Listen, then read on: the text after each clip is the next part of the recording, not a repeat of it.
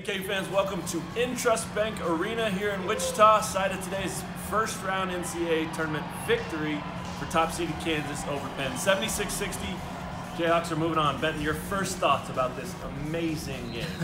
Well, Devontae Graham, 29 points. Yeah. It wasn't like the most efficient game, obviously. He ended up taking 24 shots.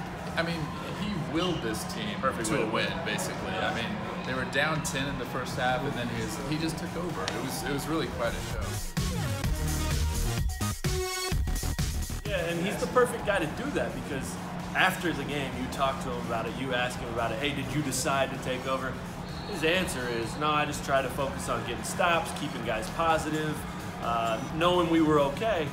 The reality is he took over without even realizing he was doing it. I mean, you know, that's just how talented this guy is. That's how good he was today. 29 points, 6 rebounds, 6 assists, 3 steals, 39 minutes. He got a huge rest in this one. You know, didn't have to play all 40. A whole minute on the bench. Yeah, amazing. Yeah. So a big effort by him. You mentioned KU was down 21-11, and not in any way in good shape right there. I mean, they were legitimately reeling. Self-called a timeout. They were looking for answers. They really struggled against this Penn team early on. And I think even the Penn players pointed out after the game that as the game went on, they could feel KU figuring out what they were doing and KU getting more comfortable again. Devontae Graham made one of the biggest plays in the game. When they're down 10, the shot clock's kind of winding down.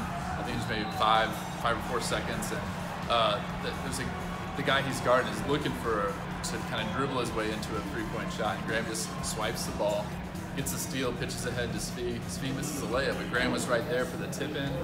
I thought that was a huge moment in that game. Well, it sparked KU both ways, defensively and offensively. It kind of took the lid off the basket, but it really showed these guys, and look, we have to get after it. We have to sell out. He hit the ground on that tip-in. I mean, you know, he really set the tone right there for sure, and it was a heck of an effort.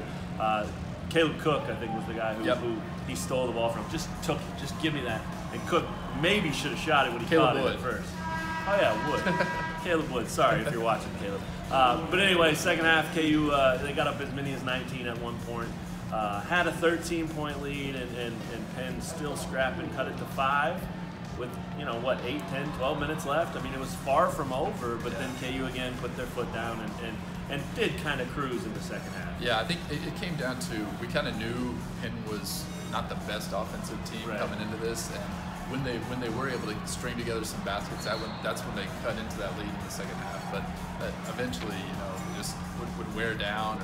And I think Coach Donahue mentioned after the game, he felt like in the second half, late, like the last 7 minutes especially, the legs really started to wear down on them, and that's obviously when KU really pulled away. Yeah, they missed shots short. That's a telling sign of no legs. But I really thought it showed in A.J. Brodeur, too. He was really good in the first half. Creative, active, really a handful for Mitch Lightfoot. In the second half, Lightfoot, 9 points, 11 rebounds. He was really good on Brodeur, just being big, tall, making it hard on him. A really nice game for Lightfoot. Azubuike did play. We got to mention that real quick before we get out of here. 3 minutes. Not great, not terrible. I mean, I think the biggest thing he gained was just now he knows, right? Yeah, I mean, I think this video is going to be longer than how much time Udoka actually spent on the court. Yeah. But yeah, I thought it was good that just he would get out there, get comfortable with that brace, actually have some in-game action.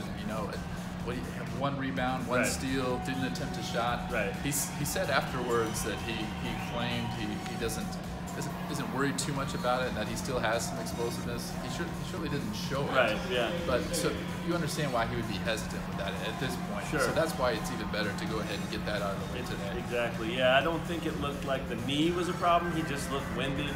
He looked like he hasn't played in 3 games in over a week. So they got a couple more days of rest for him, and then they've got Seton Hall on Saturday. We'll have all kinds of coverage from right here tomorrow on the off day. Seton Hall, Kansas, Saturday coming up in round 2. Tonight, KU goes home a winner 76-60 over Penn for Benton Smith. I'm Matt Tate. We'll talk to you guys again real soon on KUsports.com. No, I'll stick this on you, boy. Here we go. There you go. Hey, Mitch, put it straight. There we go. Talk chalk, baby.